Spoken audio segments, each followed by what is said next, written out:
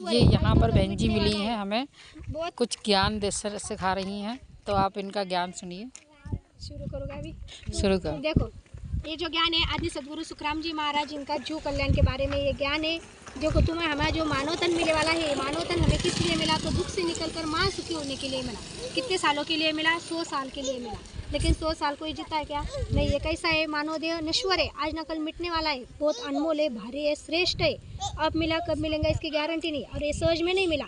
84 लाख योनि का दुख भुगतने के बाद 43 लाख 20 हजार सालों के बाद ये मानव तन हमें 4 युगों के बाद एक ही बार मिलता है, और थोड़े दिनों के लिए मिलता है।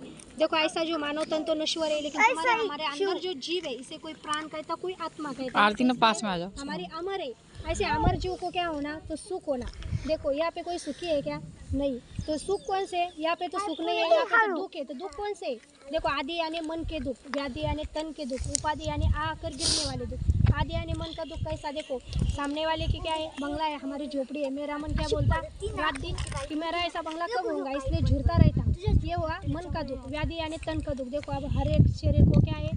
किसी को बीपी है, किसी को शुगर है, किसी को पैरालिस, कैंसर। यह व्याधि यानी तन का दुख। यानी उपाधि यानी आकर गिरने वाला दुख। देखो, हम रास्ते से जा रहे, बाजू से कार आ रही, कार के नीचे पत्थर आ गया और वो हमें लग गया, तो जख्म हो गई। ये हो गया आकर गिरने वाला, इसका हमारा कुछ संबंध था क्या? इसे बोलते हैं उपाधि का दुख, आकर गिरने वाला दुख।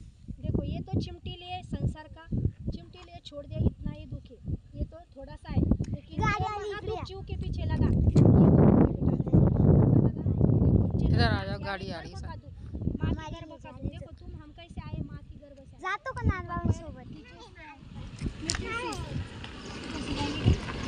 पकड़ ले, पकड़ ले। माँ के गर्भ का दुख, मरना यानी यम की मार, 84 लाख 43 लाख 20 हजार सालों में पशु पक्षी बन के भटकना, और अगति मतलब जिसका अकाली मृत्यु होता है, कोई अपघात में जाता है, कोई आत्महत्या करता है, कोई विष प्राशन करता है।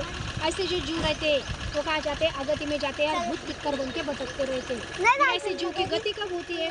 जब इसके कुल में राम नाम लेने वाला संत जन्म लेगा, तभी जीव की गति होती है। नहीं तो अनंत युगों तक इस जीव को दुख भुगतना पड़ता है। ऐसा दुख जीव के पीछे लगा, तो ये दुख हमें मिटाना है। देखो दीदी, सुनो, बाबा है ना, सुनो दीदी, देखो, ऐसा दुख हमें मिटाना है। ऐसे दुख से निकालने वाला जो परमात्मा है, वो हमारे आत्मा में है। देखो, संतों ने कहा है, मोको कहा ढूंढे रे बंदे, मैं तो तेरे पास हूँ, ना मंदिर में, ना मस्जिद में, ना काबा कैलाश में। परमात्मा हमारे आत्मा में है, लेकिन वो कैसा है? अप्रगट है। उसे प्रकट करना है, उसे प्राप्त करना है, तो उसकी विधि हमें करनी पड़ेगी। जैसे दूध में घी होता है, देखो, हम उसको क्या, घी होती है तो उसको क्या करना पड़ता है? प्रोसेस करनी पड़ती है, तब क्या निकलता है? उसमें घी निकलता। ऐसा ही परमात्मा हमारे आत्मा में है, उसे हमें प्राप्त करना है, तो उसकी विधि से हमें प्राप्त करना पड़ेगा। सांस अंदर लेते लेते राम राम बोलना है, साथ छोड़ते छोड़ते राम राम बोलना है। देखो, ये राम नाम किसने लिया? पत्थर तर गए थे राम नाम से, पर तरे थे कि नहीं? हनुमंत जी ने समुद्र में पत्थर तर गए थे। राम नाम से असंभव काम संभव हो जाते हैं। राम नाम तो संत मीराबाई ने लिया, जब उनको बताया कि पायो जी मैंने राम रतन धन पायो। जो वाल्मीकि ऋषि थे, मालूम है ना? वाल्मीकि ऋषि, उन्होंने 7 रंजन का वो पाप किया था। वो पाप कैसे नष्ट हुए? तो राम नाम से हुए। वही राम नाम हमें भी लेना है, जो उसने लिया, तो हमें भी ये राम नाम का सुमिरन आती है और जाती सांस में बोलना है राम नाम का सुमिरन। देखो, ये राम नाम लेने के लिए हमें ये देह कैसा रखना है? सुंदर रखना है। जो तंबाकू, बीड़ी, सिगारेट, गुटखा, दारू, मांसाहार, व्याभिचार, इन चीज़ों का त्यागन करना है। तंबाकू वगैरह कुछ खाते हैं, मांस वगैरह कुछ भी नहीं खाते घर वाले, तंबाकू कुछ नहीं। ये इसका त्यागन करना है, और आती जाती सांस में इस राम नाम का सुमिरन करना है। तो देखो कैसा करना है। तो राम नाम कौन सा लेना है? तो जग में 4 राम कहे कबीर साहब ने। कबीर साहब मालूम है?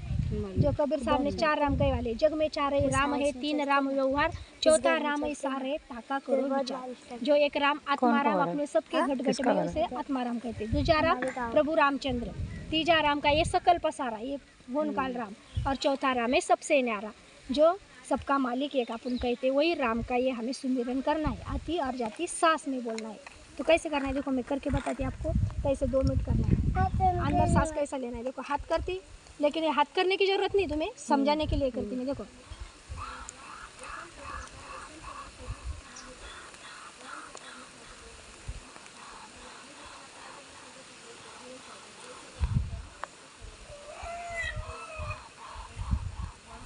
ऐसा सुमिरन 2 मिनट करो।